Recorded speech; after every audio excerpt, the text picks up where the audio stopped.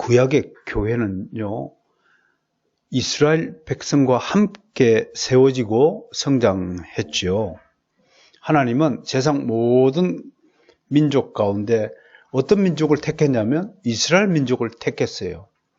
그러면 이제 당장 우리 입장에서 탁 떠오르는 질문이 있죠. 왜 이스라엘을 택했을까요? 그러면 이제 여기서 대답하는 것은 나는 야곱을 사랑하고 에스를 미워하셨다. 그 말이 떠올라요. 그걸 뭐라고 부르냐면 따라서 합시다. 하나님의 주권. 하나님의 주인된 권리이기 때문에 왜 이스라엘을 택했어요? 라고 물으면 하나님이 마음대로 택하신 거예요. 왜?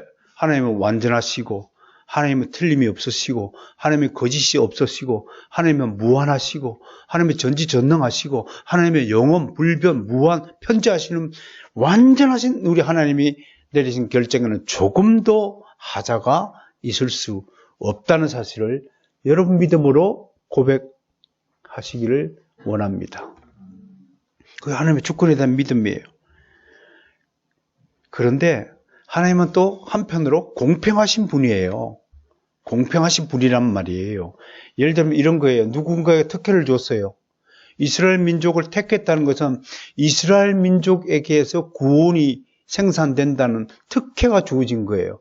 그러면 우리 입장에서는 이스라엘만 택하고 이스라엘만 사랑해주면 그럼 편애가 아닌가요? 라는 질문을 제기할 수 있잖아요. 그럼 하나님이 이에 대해서 어떤 조치를 준비하고 계셨을까요? 우리가 특혜를 받은 것만큼 다른 민족에게는 요구되지 않는 특별한 윤리적 의무를 다하도록 특별한 영적인 삶에 대한 의무를 신실하게 수행하는 의무의 짐을 하나님께서 주셨다고 하는 것입니다. 그게 뭐냐면 두 가지예요. 하나는 예배하는 의무를 주셨어요. 또 하나는 하나님이 명령하신 계명을 지키고 살아야 한다는 의무를 주신 거예요. 그건 다른 민족에게 주지 않았어요. 오늘 여러분들이 교회로 모였잖아요. 교회로 모였다는 것은 교회로 택함을 입었다는 특별한 은혜를 입었다는 뜻입니다. 대신에 여러분들은 하나님의 법을 지키고 살아야 한다는 의무가 동시에 주어진 것이 얼마나 공평합니까? 아무튼 하나님은 여러 민족 중에 하나님의 주권에 따라서 이스라엘 민족을 택하시고 그 민족 가운데서 자신의 쉐키나를 드러내기를 원했습니다. 쉐키나가 뭐냐면 영광이에요. 영광의 빛을 쫙 드러내기를 원합니다. 하나님도 자기 존재에 대한 그 계시를 늘 알리고 싶어 하시는 분이라는 사실을 잊지 마셔야 됩니다. 하나님은 숨어 계시는 하나님이 아니라 항상 자신의 영광을 드러내기를 원합니다. 이 천지 만물에 하나님의 영광이 드러나 있습니다. 이 우주 만물에 하나님의 영광 쉐키나가 드러나 있습니다. 그럼과 동시에 특별하게 당신이 택하신 백성, 당신의 자녀들을 통해서 하나님의 영광을 스스로 드러내기를 원하시도록 하나님이 작정하셨다. 이 말을 여러분들 곰곰이 생각해 보세요. 내가 잘 살면 사람들이 나에게서 하나님의 영광을 보게 된다는 뜻과 직결됩니다. 저분을 보니까 정말 하나님을 믿는 사람들은 특별하구나. 그것이 하나님의 영광을 드러내는 일이다라고 설명하는 겁니다. 그런데 저분을 보니까 교회 나간다고 하면서 예수 믿는다고 하면서 사는 꼴을 보니 나보다도 못한 거야. 그럼 하나님의 영광이 드러나지 않겠죠. 그러므로 하나님의 영광이 드러나도록 한다는 것은 내가 얼마나 하나님의 영광의 빛을 반사하느냐와 직결된다고 하는 것입니다. 그러니까 택함을 받았다는 특별한 은혜를 받은 것도 굉장히 감사한 일이지만 그만큼 우리에게 주어진 의무가 중요하다는 사실을 잊지 마셔야 됩니다. 이 계약 관계를 뭐라고 설명하냐면 언약을 맺었다라고 얘기하는 겁니다. 하나님이 이스라엘과 언약을 맺었다. 그 언약에 따라서 이스라엘이 자신에게 성전 제사를 드리도록 요구하는 거예요. 내가 너를 구원해 준 대신에 너는 제사를 드려라. 그걸 요구한 것이에요. 자, 어때요? 이 정도면 공평한가요? 공평하지 않은가요? 공평합니다. 왜 공평한가를 이제 조금씩 발전해서 한번 살펴보도록 하겠습니다. 여러분들 주일날 이렇게 모여서 예배하잖아요. 이 예배가 우리에게 준 의무란 말이에요? 계명이란 말이에요? 근데 이렇게 생각하는 거예요. 아, 매주 너무 심하지 않나요? 하는 생각이 있다면 조금 더 이야기를 들어보시고 조금 있다가 그 생각이 저절로 고쳐지길 원합니다. 고쳐질 수 있다라고 저는 기대를 하는 겁니다. 아무튼 뒤집어 말하면 하나님은 이 제사를 뭐라고 붙였냐면 순종하는 제사다라고 하나님께서 말씀했어요. 자, 이 예배, 여러분들이 지금 이곳에 나와서 예배 드리는 것이 무슨 행위라냐면 순종의 제사를 드리고 있는 것입니다. 순종했다는 것은 무슨 뜻인가요? 하나님이 주일 예배를 드려라 라는 그 명령, 그 계명에 따랐다는 거예요. 복종했다는 것입니다. 그러니까 주일날 이곳에 나와서 자리에 앉아 예배하는 것이 얼마나 중요한 제사인가를 여러분들이 먼저 알아주시면 좋겠어요. 그리고 하나님은 이스라엘 백성이 순종의 약속을 지키면 이스라엘 민족에게 특별한 복을 또 주시겠다고 약속했어요. 이것을 언약 관계라고 그랬습니다. 조금 전에 이해가 되시죠? 우리는 하나님과 무슨 관계? 언약 관계를 맺고 있는 백성이다. 그 언약은 아무한테나 하느냐? 절대 아무한테 하지 않고 하나님께서 영원 전에 창세 전에 택한 당신의 자녀들과 유일하게 관계를 맺으신다라는 것입니다. 생각해 보세요. 내가 결혼을 해서 자녀를 낳았어요. 그럼 내 모든 것을 누구한테 물려주시겠어요? 옆집에 사는 김모 홍길동이한테 주겠어요? 걔가 뭔데 나한테? 아니잖아요. 내 자녀에게 상속하고 뭐 믿음을 주시든 재산을 주시든 아무튼 주실 거잖아요. 왜? 그건 나와 그는 부자지간이라는 관계가 설립됐잖아요. 하나님 아버지와 우리가 무슨 관계예요? 부자 관계잖아요. 그 부자 관계는 계약을 써요, 안 써요? 문서 계약을 합니까? 말로 계약하는 거예요, 말로. 아들한테, 야, 그 뭐 말하지 않더라도 당연하다고 생각하는 관계잖아요. 그걸 언약 관계라고 하는 거예요. 그래서 남하고는 어떤 관계를 맺어야 돼요? 계약 관계. 문서로 계약을 하고 도장 탁 찍어야 돼요. 요즘에 우리 동네에 어르신들끼리 좀 분쟁이 났어요. 서로 이제 투자해가지고 이 사랑방을 운영하고 수익금을 나누기를 했는데 문서로 작성 안 하고 말로만 계약을 했어요. 그랬더니 이제 1년 뒤에 계산을 하는데 계산법이 다 틀려. 한 사람은 나한테 500만 더 줘야 된다고 그러고 한 사람은 다 줬다 그러고 그래서 근거가 어디냐고 물었더니 근거는 없대요. 그런데 그 중재를 저보고 서라는 거예요. 그 지금 각자 이제 월요일 저녁 6시에 이제 최종 담판을 이제 3차 회합을 가집니다. 여러분 이렇게 두 가지 서로 상반된 의견을 중재하는 일이 얼마나 힘든지 아세요? 그렇다면 예수님이 우리의 누가 된다 그랬어요? 예수님이 하나님과 우리 원수된 관계 우리를 이어주는 역할을 무슨 역할이라고 그래요? 중보자 역할이라고 그러잖아요. 이야, 예수님 얼마나 힘드셨을까? 하나님과 우리가 원수되었던 이 관계를 예수님이 홀로 오셔서 자기 목숨을 치르면서 끊어진 다리를 이어줬다라고 성경은 이야기하잖아요. 제가 월요일 이후에 안 나타나거든. 우리 동네 어르신들 중재하다가 목숨을 잃었다. 그렇게 생각하시면 될 것 같아요. 이렇게 힘이 드는 거예요. 중재하는 것이. 여러분, 어떻든 세상에서는 이렇게 문서 없이 구두로 계약하면 항상 분란이 나지만 우리 하나님께서는 절대로 당신의 말씀을 변개하지 않으시는 분이라는 사실을 우리는 믿는 것입니다. 자, 출애굽기 19장 5절과 6절 오늘 읽은 본문 말씀을 제가 다시 읽어드리죠. 세계가 다 내게 속하였나니 너희가 내 말을 잘 듣고 내 언약을 지키면 너희는 모든 민족 중에서 내 소유가 되겠고. 야, 정말 얼마나 기분 좋은 말이 오늘 들려집니까? 여러분들이 하나님 옆에 나와갖고 내 언약을 지키면, 즉 주일 예배를 잘 드리면 우리는 누구의 소유가 된다고요? 하나님의 소유가 된다는 거예요. 이 얘기를 거꾸로 뒤집으면 하나님의 상속자가 된다는 사실을 믿으시길 바랍니다. 상속자가 뭐예요? 아버지가 가진 재산이 다 내게 된다고 하는 것입니다. 그러므로 내 소유가 되겠고라고 딱 성경의 약속의 말씀을 딱 선언했으면 여러분들은 이제 전부 부자 되신 줄로 믿으시길 바랍니다. 이제 이게 실감이 안 나니까 아멘 소리가 안 나네. 아버지께서 분명히 너희는 내 소유가 되겠고 라고 말씀했어요. 선포했어요. 그렇다면 이미 나는 부자라는 사실을 믿으시길 바랍니다. 진짜 여러분 부자예요.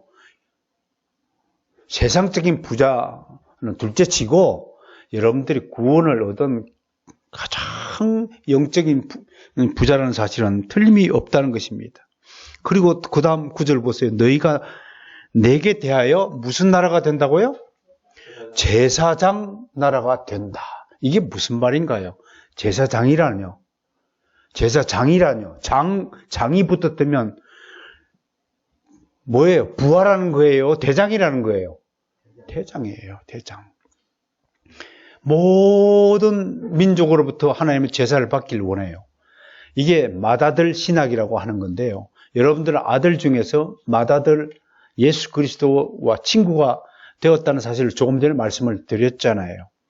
제사장 나라고 하는 것은 모든 제사를 여러분 각자가 다 드릴 수 있는 자격을 가진 사람이다. 여러분 모두는 1대1로 하나님께 직접 나아갈 수 있는 권한을 가진 사람이다. 이걸 가톨릭 교회가 막은 거예요, 사실은요. 야, 너희는 가만히 있어. 너희는 하나님 앞에 직접 나가지 못해. 근거가 뭐예요? 신의 산에서 하나님이 강림하실 때 모세만 앞으로 나갔거든요. 그걸 가지고 가톨릭 교회에서는 야, 일반 백성들은 하나님 앞에 직접 나가지 못하고 항상 우리 성직자를 통해서 나가야 돼 라는 신학을 펼친 거예요. 그러나 그것은 이 출애굽기 19장 5절과 6절의 말씀을 위반한 거예요. 이건 잘못 해석한 거예요. 너희가 제사장 나라가 된다는 것은 무슨 뜻이냐면 맏아들이신 예수님의 친구의 자격으로 언제든지 하나님 앞에 나아갈 수 있게 되었다는 사실을 믿으시길 바랍니다. 얼마나 큰 축복인지 몰라요. 두 번째, 거룩한 백성이 되리라. 여러분 우리가 보기에는 에이 뭐 저 친구 별로네 그렇게 생각할지 몰라도 하나님 눈에는 우리 모두가 의롭다 치감을 여김을 받은 백성이 된 줄로 믿으시길 바랍니다. 하나님의 입장에서는 우리가 아무리 거짓말하고 여전히 옛날 습관을 버리지 못한다 할지라도 영적으로는 이미 세탁이 다 된 깨끗한 주의 백성이 되었다는 사실을 믿으시길 바랍니다. 너는 이 말을 이스라엘 자손에게 전할지라. 여러분 따라서 합시다. 가슴 서놓고 방송 설교를 들으시는 모두 가슴 서놓고 따라서 합시다. 나는 하나님의 소유가 되었습니다. 나는 제사장 나라가 되었음을 믿습니다. 나는 거룩한 백성이 되었는 줄 믿습니다. 사랑하는 성도 여러분, 왜 우리가 가슴에 손을 얹고 이 사실을 지금 고백할 수 있나요? 하나님께서 출애굽기 19장 5절과 6절에서 이렇게 말씀을 선포하셨기 때문에 우리는 믿게 되는 것입니다. 자, 이야기를 좀 더 계속해 보죠.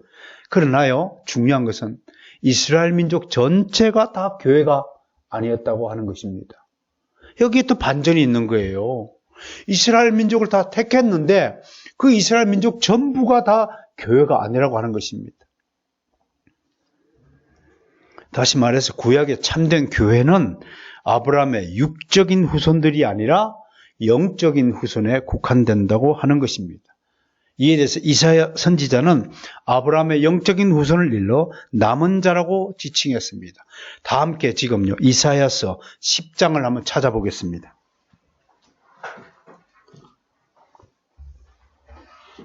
이사야서 10장입니다. 20절에서 22절을 한번 찾아서 함께 봉독하겠습니다. 여러분, 이렇게 성경을 찾아보라 할 때 성경을 소리내서 읽는 것이 우리 개혁교회의 전통입니다. 항상 주의 백성들은 하나님의 말씀 읽는 것을 즐겨해야 된다는 사실을 다시 한번 강조를 드립니다. 힘차게 읽습니다. 시작. 그날에 이스라엘의 남은 자와 야곱 족속에 피나는 자들이 다시는 자기를 친자를 의뢰하지 아니하고 진실하게 의뢰하니 남은 자 곧 야곱의 남은 자가 능하신 하나님께로 돌아올 것이라. 이스라엘이여 내 백성이 바다의 모래 같을지라도 남은 자만 돌아오리니 넘치는 공의로 파멸이 작정되었습니다. 여기까지 읽겠습니다. 자, 선지자만 이해하면 이스라엘 중에 뭐 한 사람만 살아남는다고 말씀하십니까? 남은 자, 영어로 remnant라고 하는데요. 남은 자만 살아남는다고 했어요. 자, 한 구절 더 보겠습니다. 로마서 9장 7절과 8절, 오늘 본문 소개가 된 거죠? 자, 사도 바울의 이야기를 소개합니다. 이스라엘을 두 가지 자녀로 나누고 있습니다. 하나는 이 구절을 보면, 구절 함께 보시면서 설명을 들으시길 바랍니다. 사도 바울은 이스라엘을 두 자녀로 나누어요. 하나는 육신의 자녀, 또 하나는 약속의 자녀로 나눕니다. 이 약속의 자녀는 오직 이삭으로부터 난 자로 한정을 하고 있습니다. 그러니까 하나님은 일단 이스라엘이라는 민족 전체를 택하시고 부르신 다음에 그 안에 참된 교회의 씨앗을 뿌리고 스스로 성장하도록 조치하신 거예요. 여러분, 시골에 출신들은 벼농사 지어 보셨잖아요. 벼농사에 벼가 확 자라면 벼만 자랍니까? 피도 자라고 온갖 잡초도 자라고 풀도 자라고 있잖아요. 함께 자라도록 이렇게 하나님이 하신 거예요. 그것은 아마 벼를 더 건강하게 자라도록 하는 하나의 자극제 요소가 아닐까, 우리는 그렇게 생각을 하는 겁니다. 오늘날 교회 안에도 이같이 참 성도만 있는 것이 아니라 그냥 교회 다니고 싶은 마음이 들어서 일시적인 마음에 의해서 다니는 가라지 교인이라고 말하는데요. 그런 교인들이 많이 있지 않습니까? 그런데 하나님은 그들과 참된 성도가 함께 어우러져서 지내도록 그렇게 하셨다는 것이에요. 저는 이런 것들을 생각하면 우리 하나님의 이 놀라운 그 신비의 섭리를 우리 인간 이성으로 어찌 다 이해할 수 있겠습니까? 참 신비하다고 생각을 합니다. 그러므로 여러분, 이런 하나님의 놀라우신 섭리를 딱 듣고 나서 우리에게 어떤 유익을 깨달아야 되냐면, 보세요. 교회 안에 누가 막 사기를 치고 거짓말을 하고 돈을 빌려 안고 떼먹고 악한 행동을 한다면 어떻게 생각을 해야 하냐면, 저런 나쁜 놈, 쳐 죽일 놈, 그런 반응이 아니라, 보세요. 그건 세상 사람들은 당연히 그렇게 반응해야 되는 거예요. 근데 우리에게 요구하시는 윤리, 도덕, 이런 그 수준의 행동 양식은 뭐냐면, 이게 다 하나님의 섭리로구나, 그렇게 생각을 하라고 하는 거예요. 아멘? 진짜 아멘이 안 되는 것 같아. 이게 교회에 정말 신비로운 하나님의 섭리가 임한다라는 사실을 꼭 기억해 주시기를 바랍니다. 누가 거짓말하면, 또 누가 나를 나쁘게 대해도 교회 안에서는 하나님의 섭리시구나, 그렇게 생각을 해야 된단 말이에요. 누가 오른밤을 치면 막 주먹부터 나갈 것이 아니라 왼밤을 돌리면서 하나님의 섭리대로 왼밤까지 쳐주세요, 그렇게 할 수 있는 아량과 그 넓은 그 배려, 이런 것들이 필요하다라고 이야기하지만, 모르겠어요. 저도 장담할 수 없어요. 우리 육적인 기질을 갖고 장담을 할 수가 없는 건데, 아무튼 그 청교도 토마스 왓슨의 글을 읽어보면, 아무튼 화를 내는 사람은 아직 덜 만들어진 사람이다, 그렇게 얘기해요. 가슴이 좀 많이 찔렸어요.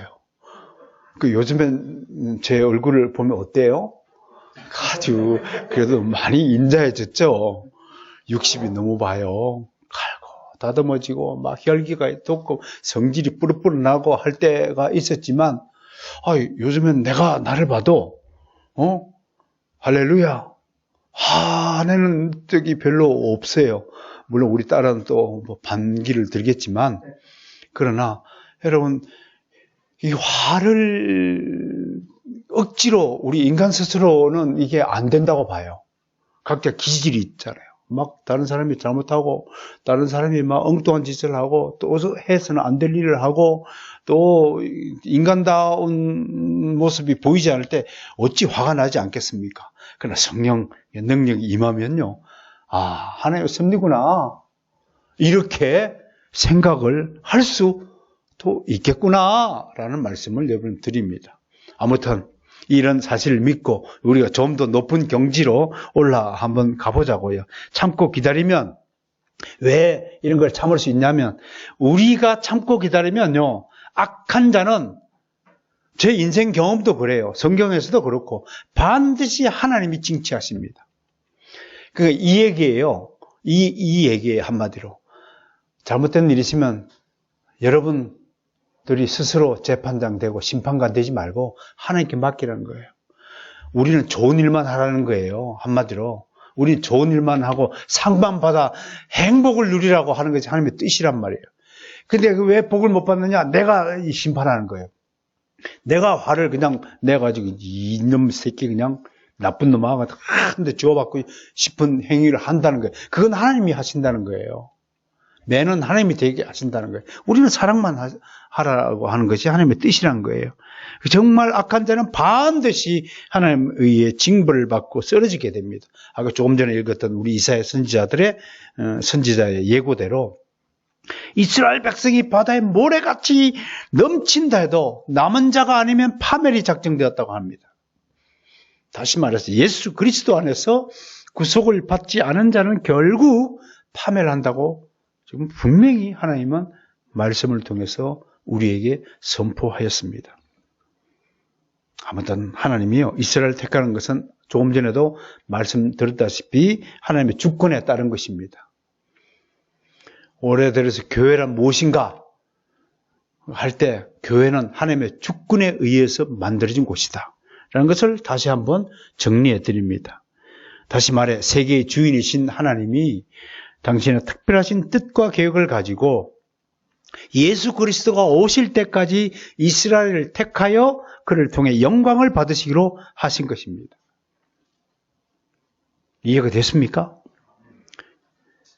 여러분 모델하우스 예를 한번 들어볼까요? 모델하우스는 언제까지 사용 권한이 있는 겁니까? 사용 효용이 있는 겁니까? 아파트가 실제로 지어지면 모델하우스는 다 폐기 처분되잖아요. 맞죠? 모두 다 폐기 처분되는 거예요. 그런데 모델하우스가 전부 다 없어지는 게 아니란 말이에요. 중요한 것은 뭐만 남아요? 모델하우스를 세웠던 거 땅은 그 남은 자는 자동적으로 아파트 부지로 귀속이 되잖아요. 이해가 안 됐어요? 모델하우스를 세웠던 땅 부지만큼은 없어지지 않아요. 그것이 택한 자에게 주어진 권세라는 거 사실을 한번 설명을 한번 드려봅니다. 아무튼 이스라엘은 세상의 다른 민족과 완전히 다른 민족이 된 거예요. 다른 민족은 그들 스스로의 힘과 능으로 살아야 하지만 오직 이스라엘은 하나님이 지키시고 직접 통치하시고 관리하십니다. 다른 민족은 아무리 애를 써도 구원의 열매를 맺지 못하지만 이스라엘은 구원의 복을 받아 누리게 되었습니다. 이것이 다른 민족이 누리지 못하는 특별한 축복입니다. 세상 사람들은 돈을 많이 벌면 복을 많이 받았다고 말하지만 그것은 육계에 속한 사람들이 하는 말입니다. 진짜 여러분 정말 이 믿음으로 믿고 고백하시길 바랍니다. 여러분 가장 큰 축복이 뭘까요? 그건 정말 지옥 가지 않는 축복을 받은 거예요. 지옥 안 가는 것보다 더 큰 축복이 없다는 사실을 믿으시길 바랍니다. 여러분들이 천국과 지옥이 있다고 믿으신다면 여러분들은 절대로 지옥 가지 않는다는 주님의 확고한 약속의 말씀을 믿으시길 바랍니다. 그러면 여러분들은 최고의 축복을 이미 받은 사람이에요. 다른 복은요, 다 격가지 복이에요. 가장 본질적이고 핵심적인 복은 여러분들이 천국 간다는 사실을 믿으시길 바랍니다. 그래서 지금 이 예배 드리는 거예요. 그런데 이 천국 가는 축복에 비한 우리의 이 순종의 제사는 값으로 치면 비교 대상이 안 된다는 사실을 미리 말씀을 드린 거예요. 이거 아무것도 아니에요. 보세요. 이 복을 받고 누리기 위해서 하나님은 이스라엘이 해야 할 일이 있습니다. 복을 받기 위해서는 하나님이 세우신 법칙을 따라라고 명령하신 거예요.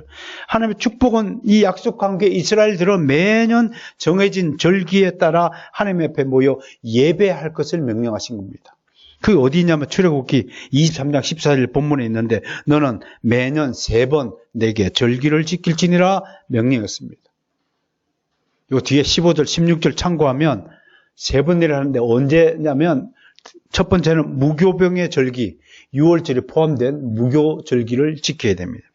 두 번째는 첫 열매를 수확한 것에 대한 감사의 절기라고 알려진 맥주절, 다른 말로 초실절, 처음으로 열매가 맺었다, 초실절. 다른 말로 이때에 성령께서 강림하여 신약교회가 세워진 때라 그래서 오순절이라고 부르지요. 이때 예배를 드리고요. 세 번째는 광야에 있을 때 애굽에서 하나님께서 은혜를 베풀어서 이스라엘 백성을 광야로 출애굽시켰죠. 그리고 40년 동안 광야에 있을 때 하나님이 그 만나와 메추라기를 공급하신 그 은혜를 기억하기 위한 수장절, 또 다른 말로 초막을 짓고 산다 해서 초막절, 이 모임 때에 이스라엘 백성은 하나님 앞에 나와 순종의 제사를 드려야 했던 것입니다. 자, 이 모임 혹은 집회 혹은 총회를 구약 성경에서는 히브리어로 뭐라고 표기했냐면 따라서입니다. 카할. 이 카할이라는 단어를 우리는 첫 시간에 공부를 하였습니다. 이것을 최초의 헬라어 성경인 70인역에서 뭐라고 번역했냐면 헬라어로 따라서입니다. 에클레시아. 예, 정말 배웠죠. 첫 시간에 배웠습니다. 그러니까 카할이라는 히브리어를 헬라어로 번역하면 에클레시아라고 하는 것입니다.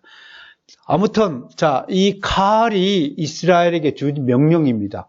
이 카할이 점점 이제 시대에 따라서 발전해 가는데 그걸 한번 추적해 보겠습니다.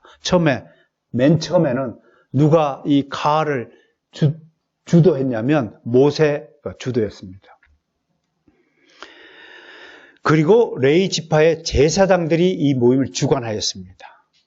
그리고 혹은 시골마다 마을마다 회당 세워서 이때는 장로들이 이스라엘 민족의 집회 혹은 총회를 주관했습니다. 여러분, 이스라엘의 카할 중에서 가장 극적인 카할이 뭐겠습니까? 그건 시내산 카할입니다. 이것을 우리가 시내산 총회라고 하고, 이 시내산에서 하나님과 특별한 언약을 맺었다고 해서 신학적으로 따랐습니다. 시내산 언약. 그 시내산 언약에는 율법이 주어졌어요. 그 율법이 주어진 내용은 우리가 성경 레위기를 읽으시면 하나님이 이때 시내산에서 이스라엘 백성에 주신 율법들이 이런 것이구나 라고 이야기할 수 있어요. 그 율법은 크게 두 가지로 나눠지는데 첫 번째 부분은 제사법이에요. 오늘날 치면 예배법이에요. 두 번째는 도덕법이에요. 시민생활법이에요. 그 두 가지 요소를 가지고 율법을 주었어요. 그 율법 중에서 가장 압권이 무엇일까요? 모세가 직접 시내산 정상에 올라가서 하나님께 두 돌판에 새겨서 만든 것이 뭔가요? 십계명이에요. 그래서 우리가 주일 예배 때마다 이 십계명을 서로 교독하면서 하나님이 우리에게 주신 그 계명, 하나님이 주신 그 언약의 핵심적인 내용을 고백하고 하나님께 영광을 올려드리는 겁니다. 그러면 잠시 격가지로 빠져볼까요? 십계명 돌판이 몇 개라고 했죠? 2개라고 했어요. 그런데 왜 2개일까요? 왜 2개일까요? 그 내용은 두 가지 부분으로 나뉘어지기 때문에 그래요. 자, 오른쪽 돌판에는 몇부터 몇 가지 기록됐나요? 1부터 4계명까지 기록됐어요. 왼쪽 돌판에는요, 5부터 10까지, 여기 4개, 6개로 기록됐어요. 그럼 왜 5개도 아니고 4개, 6개로 돌판 2개에다가 십계명을 나눠서 기록했을까요? 라고 묻는다면 오른쪽에 있는 4개는 하나님에 대한 계명이고 왼쪽에 있는 것은 사람에 대한 계명이라는 사실을 알 수 있어요. 자, 오른쪽부터 한번 성경을 펼쳐 보세요. 10계명을 제대로 이해하고 주일마다 고백하고 교독하기를 원합니다. 오른쪽에 있는 4개는 뭔가 1부터 1이 뭔가에 간단하게 다른 신을 우상 숭배하지 말라는 거예요. 두 번째는 형상 만들지 말아야 이거예요. 형상. 눈에 보이는 형상. 하나님은 눈에 보이시는 분이 아니시잖아요. 심지어 예수님 초상화 같은 것도 잘못 함부로 그리거나 그려놓지 말라고 하시는 거예요. 그것도 형상이 될 수 있으니까. 심지어 십자가마저도 교회 안에 거는 것을 조심하라고 하는 거란 말이에요. 세 번째 뭔가요? 하나님 이런 망령되이 괜히 사업하는데 복권을 당첨되게 하소서 주여 그러면 그게 망령되이 부르는 거란 말이에요. 그런 일에 주님의 이름을 이용하지 말란 말이에요. 여러분들이 바로선 개혁기 성도가 어디 나가서 최다 목사 이름을 함부로 도용하면 됩니까? 안 됩니까? 안 된단 말이에요. 우리 목사님 너무 못생겼어요. 그래서 내 이름을 망령되이 부르는 거란 말이야. 그렇잖아. 네 번째 뭔가요?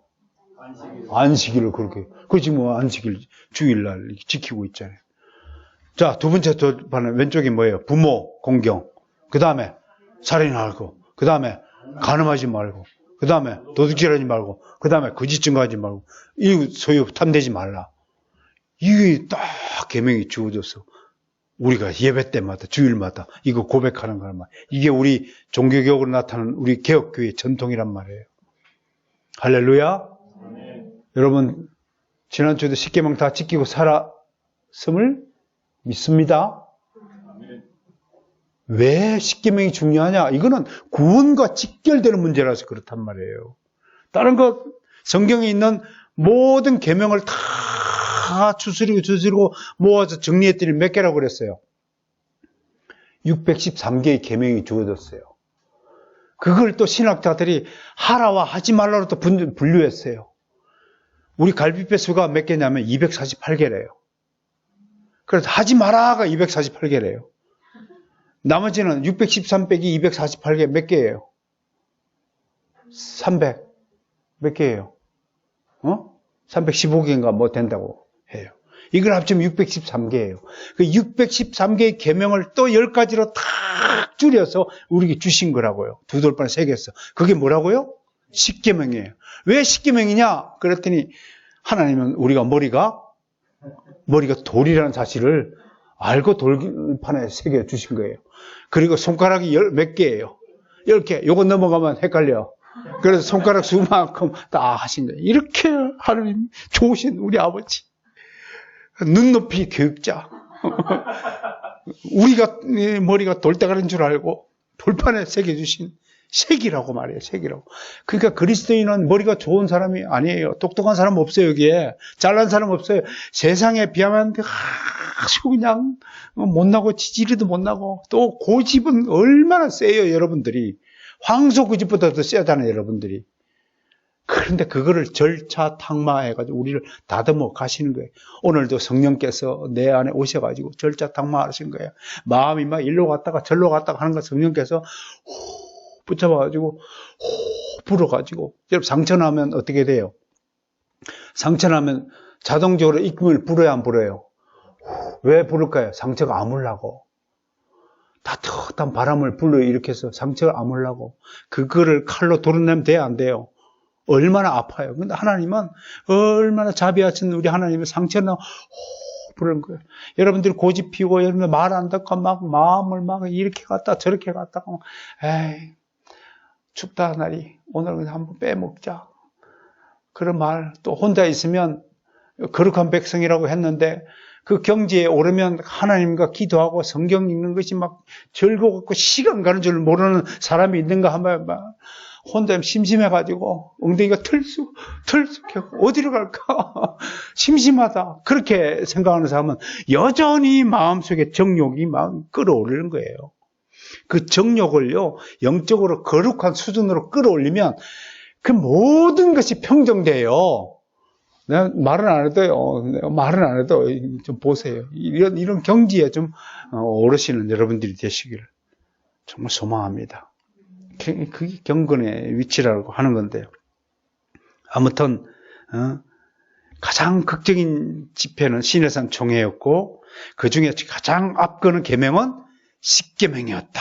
그 십계명을 소중히 하는 여러분들이 되시기를 정말로 소원합니다. 그 주일날 십계명 고백하는 것을 그냥 입술로만 눈 보고 따라하는 게 아니라 이런 배경을 알지고 좀 믿음의 고백을 해 주시는 여러분들이 되시기를 바랍니다.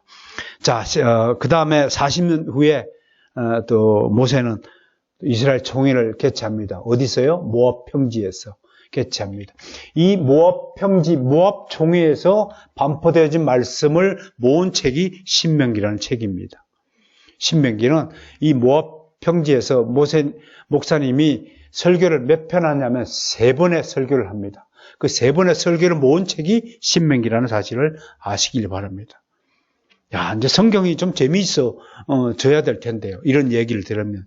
그러니까 배경을 알고 성경을 읽으면 이렇게 재미가 있고 이렇게 하나님이 기대가 되는 겁니다. 모세가 죽은 후에는 누가 바통을 이어받았나요? 여호수아가 바통을 이어받았습니다. 그는 백성들을 에발산으로 불러 모았고 죽기 전에는 세겜산에서 총회를 개최했습니다. 자, 그 다음에 다윗 왕은 드디어 맨날 들판에서 총회를 개최하고 막 장소가 없어서 고생하니까 다윗 왕은 무엇을 꿈꿨나요? 성전을 지어야 되겠다. 그게 예루살렘 성전이란 말이에요. 그래서 다윗 왕도 자기가 지으려고 막 애를 쓰는데 하나님 허락을 하지 않고 그 아들 솔로몬 왕의 때에 가서 예루살렘 성전을 지었단 말이에요. 자, 이제 멋진 예배 장소가 제사 장소가 세워진 거예요. 여러분, 성전이 세워졌다는 것은요, 굉장히 이스라엘 민족의 축복이었어요. 무슨 축복이냐면, 보세요. 들판에 있을 때는 짐승을 잡아야 되는데, 어디서 잡아요? 짐승 잡아 붙들어 매는 곳도 없잖아요. 그러니까 제사를 드릴 때마다 이거를 설치해야 되고, 물두멍 갖다 놔야 되고, 씻어야 되고, 피를 뿌려야 되고, 얼마나 번거로웠을까요? 그 성전이 있다는 거. 만약에 우리가 이 예배당이 없다고 생각해 보세요. 맨날 우리 정태가 마이크 설치하고, 여러분들의 추위 바람에 들들들 떨면서 지금, 온전한 예배가 되지 못할 거잖아요. 그러니까 성전을 짓는다는 것은 그만큼 예배 발전에 갔다는 사실을 우리가 유념해야 됩니다. 솔로몬 왕 뒤에 여러 이스라엘 왕들도 필요할 때마다 제사를 지냈습니다. 한마디로 이스라엘 백성들은요, 수시로 모이기를 즐기는 백성이었고, 특히 아까 명령한 절기 때뿐만 아니라 언약을 갱신할 때나 종교적 개혁이 필요할 때나 특별히 외적이 침입해 올 때, 국가적 위기가 닥쳤을 때 이스라엘은 똘똘 뭉쳤어요. 그 미국에 있을 때 그런 얘기 있잖아요. 이스라엘이 침공을 받았어요. 그랬더니 아랍 유학생들은 다 도망을 가버리고 이스라엘 청년들은 보따리 싸들고 다 고국으로 돌아와서 전쟁에 참여했다는 거잖아요. 그만큼 이스라엘 민족의 이 총회, 가을 정신은 좀 대단한 것 같아요. 우리도 한 사람도 빠지지 않고 가을하시기를, 매주마다 가을하시기를 정말 주님의 이름으로 소원합니다. 이 가을 정신을 가져야 된단 말이에요. 요즘 코로나 때문에 이런 것들이 많이 퇴색되지만 이 가을 정신은 영원토록 변질되지 않도록 우리가 스스로 지켜야 될 것입니다. 왜? 하나님은 이 가을을 통해서 영광을 받으시기 때문입니다. 그런데 이 가을에 대해서 좀 중요한 신학적 의미가 좀 있어요. 좀 여기까지 좀 공부하시면 좋을 것 같아서 오늘 제가 좀 몇 가지 소개합니다. 첫 번째, 가을은 구속된 백성들의 모임이다 라는 개념 정립을 해 주시기 바랍니다. 그 교회는요, 여기 이웃 교회나 이렇게 보면 교회에 와가지고 세상 사람들의 모임을 갖고 그러잖아요. 그게 보면 언뜻 보기에는 야, 교회가 세상을 위해서 좋은 일도 많이 하구나. 교회 1층에 카페 만들어가지고 세상 사람들 불러 모아가지고 커피 대접하고 하죠. 그게 좋은 것 같아 보이죠, 우리 생각엔. 신학적으로요, 그게 안 맞는 거예요. 가을은 에클레시아는 구속받은 사람, 택감받은 사람들의 모임이라는 사실을 잊지 마시길 바랍니다. 그 차원은 다른 차원에서 행해져야 될 거예요. 막 세상 가수들 불러 모았고, 막 트로트를 부르고, 막 쇼를 하고, 세상 사람들 입맛에 맞추자. 이걸 무슨 예배라고 하냐면, 열린 예배, 무슨 찬송 집회 예배, 이렇게 부르긴 한데, 그게 원래 가을의 뜻하고 관계가 없는 겁니다. 그러니까, 진짜 교회는 하나님의 택함받은 백성들의 예배의 모임이 진짜 교회라는 사실을 믿으시길 바랍니다. 굉장히 중요한 요소입니다. 두 번째, 하나님은 어디에 임재하시느냐? 굉장히 중요합니다. 그건 가을에 특별히 임재한다는 겁니다.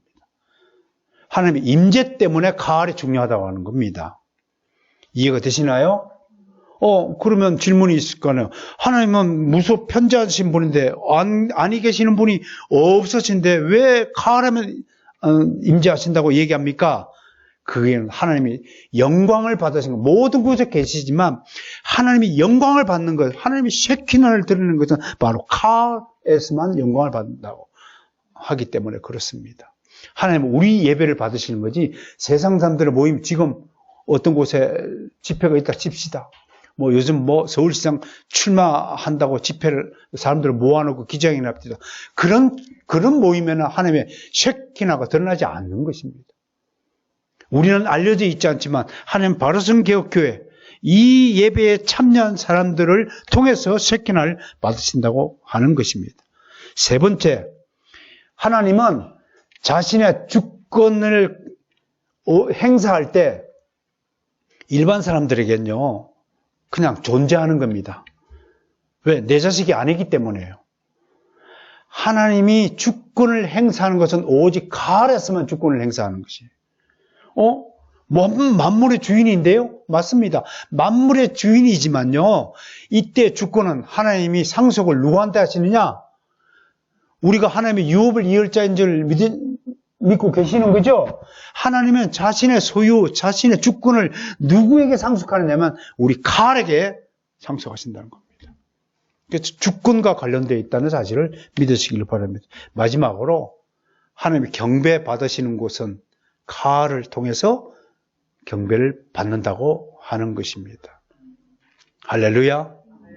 우리 요한계시록에 보면 천국에서 하나님이 경배 받으시는 모습들이 조금 그려져 있죠. 그죠? 항상 그 모든 경배 받는 곳에서 특징이 뭐예요? 할렐루야. 찬송하리로다. 찬송하리로다. 찬송이 늘 하나님의 경배 장소에서 어우러지잖아요. 24장로와 천군 천사가 합차해서 아마 그땐 코러스가 다 올라갈 겁니다. 할렐루야, 할렐루야, 할렐루야, 할렐루야. 그 찬양 소리를 한번 상상을 한번 해봅시다. 그곳에서 하나님이 경배를 받으시고 하나님의 쉐키나가 환하게 빛날 줄로 믿는 것입니다. 이것이 가을이 가지고 있는 네 가지 신학적 의미라는 사실을 여러분 소개하는 겁니다. 다시 정리합니다. 첫 번째, 가을은 구속된 백성들의 모임이다. 두 번째, 하나님은 가을을 통해 임재하신다. 세 번째, 하나님은 가을을 통해 주권을 행사하신다. 네 번째, 하나님은 가을을 통해 경배받으신다. 이 네 가지 단어를 꼭 기억해 주시면 감사하겠습니다. 사실 여러분 세상 사람들을 보면 아무 의미 없이 그냥 모이는 모임들이 얼마나 많습니까? 친구들끼리 괜히 전화하고 너 뭐하냐? 방콕 가고 있어. 나와.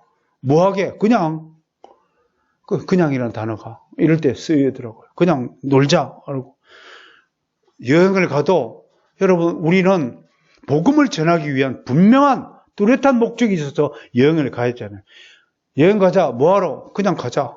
그냥 가는 거예요. 그냥 아무 정보 없이 밑도 끝도 없이 바람 따라 구름 따라 흐르는 대로 가다가 목마르면 또 한 잔 술에 이렇게 하고 놀고 그냥 다니는 거예요. 근데 우리 가을은 절대로 그냥 다니는 법이 없다는 겁니다. 우리는 분명한 목적이 있어서 살아가는 거고, 백성이나 사실을 믿으시길 바랍니다.